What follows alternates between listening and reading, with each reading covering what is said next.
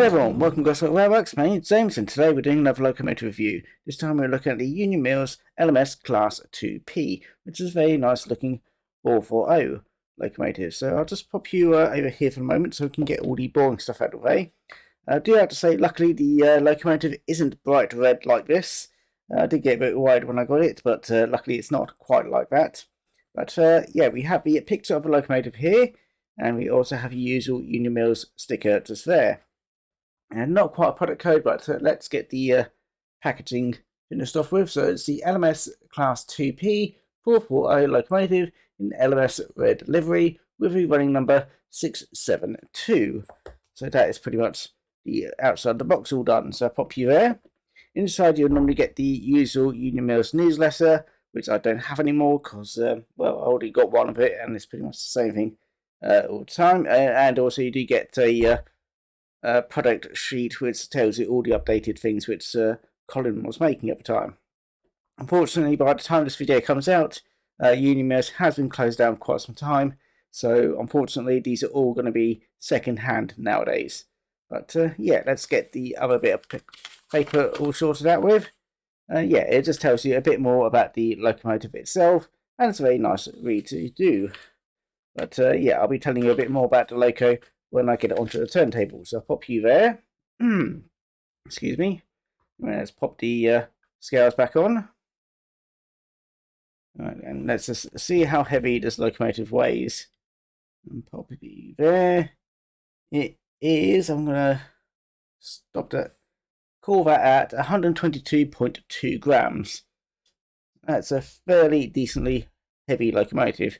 It's definitely heavier than a Mark 1 coach, which is at 25 grams. So yes, that's for about 5 Mark 1 coaches in one locomotive. So pop you there. So yeah, let's look at the details. So first of all, there's the usual Union Mills loco. So it's tender driven, and yeah, it's a. I want to say the detail is sufficient. It's doing the job, and it's not overly complicated. And it's very durable, you can't break it really. But yeah, still does look very nice. So yeah, it's tender driven. It does have a very unusual way of pickup. It's basically these 3 wheels here and these 2 wheels here. So yeah, it does have a wide wheelbase for pickup, but it's a very unusual one compared to modern standards. It does have 2 traction tyres, one here and one here. But yeah, even then, even without them, it still has a lot of pulling power. No NEM pockets either end, and only one standard torpedo coupling on the back here because it's just a hook on the front. Anyway, onto the livery and detail. The tampo printing is quite clear and legible. However, it's only tampo printing here for the company name and also here for the running number. Detail, however, I'm going to start with the coal first because that's the main drawback. It's a bit, I want to say it's a bit melted, to say the least. Not quite as crisp as other models, but still it's a good start. You can probably carefully put coal on top and probably not even notice afterwards. And let's see, it has got handrails, but they're all moulded. Well, I won't say moulded.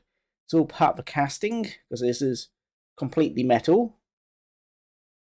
Pretty much the all the other detail is cast, including this handrail here. There is actually nothing but tampo printing. There is a running number on the front here, so that's nice to see. It does have the usual detail for the smoke box door. Some lamp irons here, also part of the casting. Has got the, I'm assuming that's the whistle and the safety valves. Unfortunately, they are the same colour as the rest of the livery, but you could probably pick them out in a gold colour if you want to do that yourself. Inside, let's have a quick look.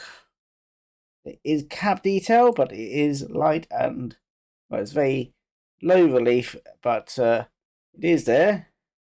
It definitely is there. However, it's not painted, but still, you can probably do that yourself. Excuse me. Underside detail, very plain, because you're not going to look under it anyway, but it does say Union Mills on the bottom. And as always with most Union Mills locos, it does have a large wire here to connect the tender to the actual locomotive. You can shorten it yourself, however I've left it as is for this review. And the buffers are painted in silver. Yeah, very basic in detail, but for these models it's more on the performance, which is very, very nice, as you've probably seen in previous videos. Yeah, very nice there. I do want to say about the detail on the I can't remember what they're called now. Axle boxes, that's it. On the axle boxes, they are quite nice and very detailed for being cast. Yeah, that's very nice there. I want to say it's a bit pitted there. I'm not too sure if this is an off mark or it's just a bit more smoother that side. So yeah, maybe the mould for the cast was a bit running old for this one. Other than that glaring bit there, yeah, still a decent little model. So yeah, I'm going to pop this onto the turntable so you can have a closer look at it yourself, and then I'll tell you a bit more about the prototype, and then we'll get it onto the layout. So I'll see you in a bit.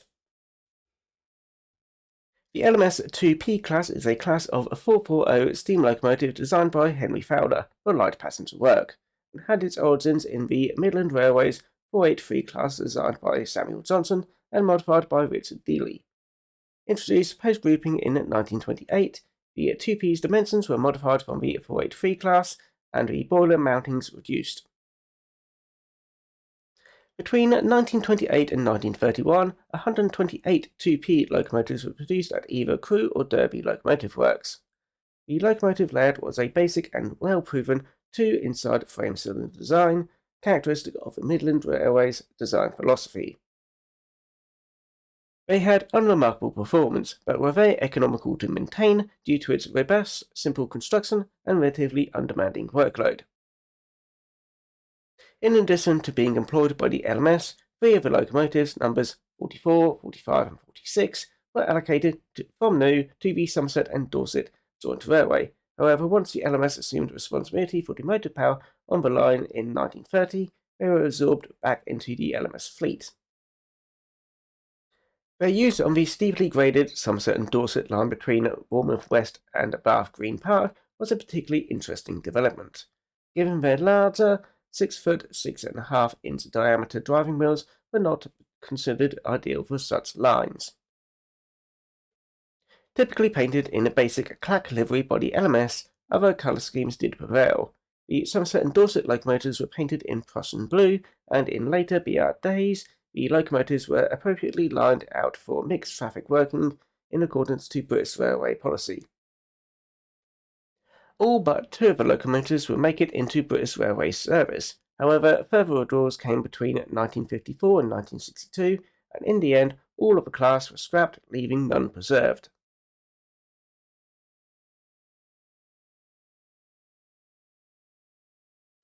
Right, here we are, the LMS 2P now on my layout.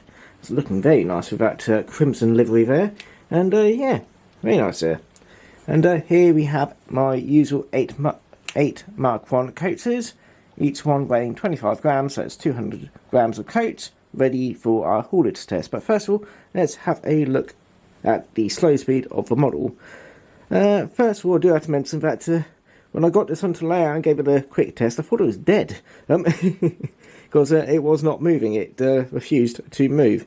Then I opened it up and then found out, yeah, the lubrication got a little bit dry, so I gave it a little bit of lubrication, and you should see. Ooh. Come on, great, come on. There we go. Still a bit reluctant, but there we go. Yeah, as you can see, it works perfectly fine now, apart from being a bit camera shy. But yeah, let's have a look at the slow speed. This is under DC, and it may operate slightly differently under DCC as per usual. So let's ramp it up.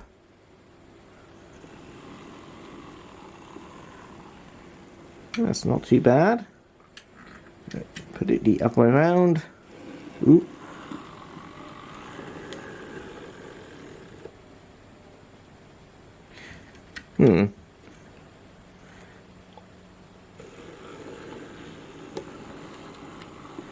Yeah, I think it still needs a bit of servicing, but otherwise,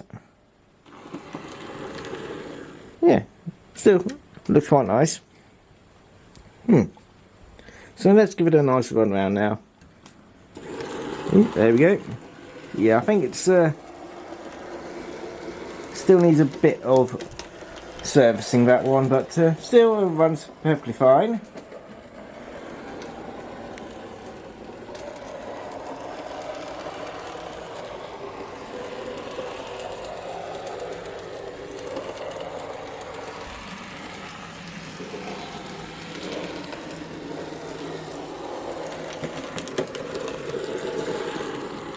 Yeah, very happy with that.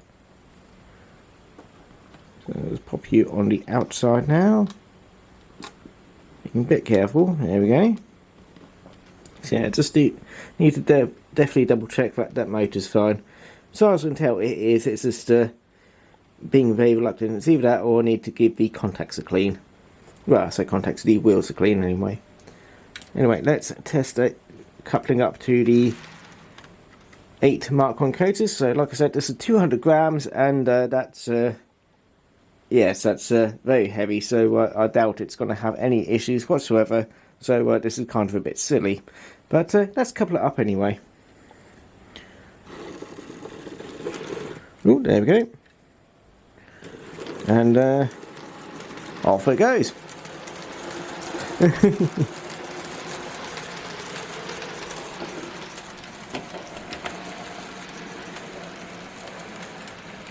And a little bit slow speed, a bit slowing down there, but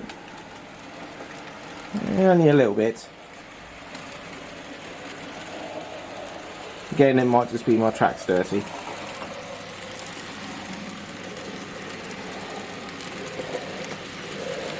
Yeah, looking very nice there. Just put it to a stop out there, that'll do. And yeah, as you can see, it has absolutely zero issues pulling 8 Mark 1 coaches. Yes, very happy with that. And it actually does look very smart, looking well with the crimson livery with some blood and custard coaches. Didn't realise how nice that looked. Yeah, very happy with that. Anyway, on to the important thing. How much does this cost? Well, when you could get these new, it'll be about, what was it, 85, 86, at most £89, which is actually very cheap for a loco of this size and weight. But yeah, unfortunately, you can only get these second hand now, so that's kind of inflated their price. So yes, it's 85 is going to be the cheapest you'll probably find it at, unless it's broken. Even then, you'll probably still be paying a fair amount. Highest, you'll probably be seeing... I've seen some of these go for 130 to 160, up to 200. Unfortunately, that's the thing nowadays, since it's no longer in production. Yeah, it inflates all their prices. Don't get it for about £200. At most, I'd say the original price of 85 to 100, that's a reasonable price, I would call this. Anything more, I would say wait for another day. Yeah, definitely nothing over 100. Unless it's a must-have model, you love this loco to death. And, yeah. Even then, I'd be a hard argument just trying to pay more than that. But still, it's a lovely loco. Downsides, the usual. The detailing is on the it's on the basic side, but as with all Unimills models, they're a good basis to add your own detail to. You can add your own character to it, and once you've added all the work to it, it will also look rather nice. It's add the lining if you want to. I don't know if it's actually meant to have lining. I'd assume it's meant to have lining. It will look very... let me have a look at my other LMS logo. Yeah, it's meant to have some lining. Yeah. Looks very nice. But it does require your own bit of work. But if you keep it... if you look after it, it will basically keep on running, basically. I just need to definitely double check this motor. But yeah, that's pretty much it really. Do let me know what you think of the video. If you do like it, feel free to like, comment and subscribe. And if you didn't like it, well, I hope you enjoyed it anyway. And that's going to be it for me. And also do let me know what you think of the Unimills LMS 2P down in the comments. Because it's a rather nice little logo in my opinion.